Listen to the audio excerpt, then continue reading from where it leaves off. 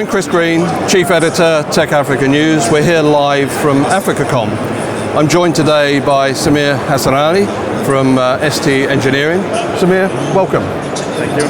Samir, it's the first time we've been back in Cape Town for AfricaCom for, 3 years now. What are you looking to showcase and get out of the event? So we are a satellite equipment manufacturer. We enable different verticals: aero, maritime, broadband, enterprise, backhaul, broadcast, and government and defense.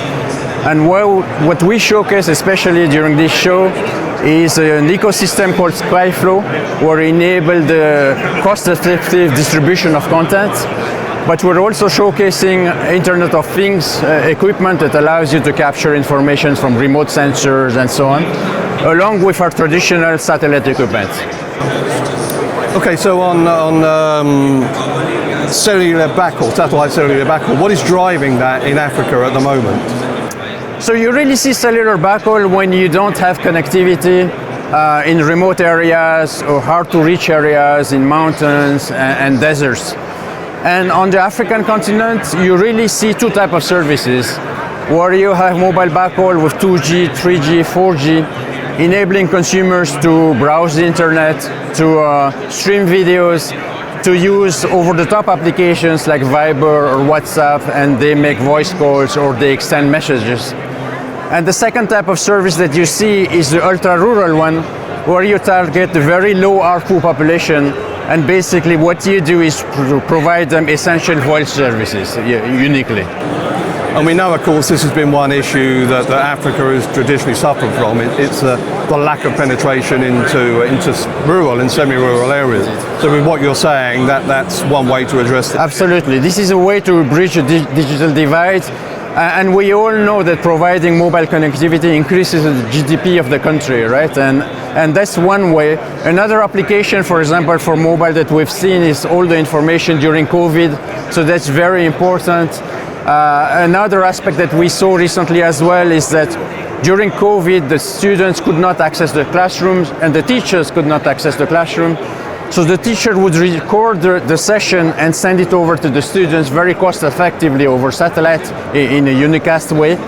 And that also allows you to scale, because basically you get one teacher for several classes at some point. Yeah. So that also allows you to scale in a continent where it is very difficult to access very easily to education. Yeah, which of course is required. So how do you see the future of backhaul specifically in Africa? So backhaul is meant to grow tremendously over the coming years. And essentially through different factors, you've seen newer satellite constellation, LEO, MEO, GEO. You've seen the progress on the satellite itself, software-defined satellites.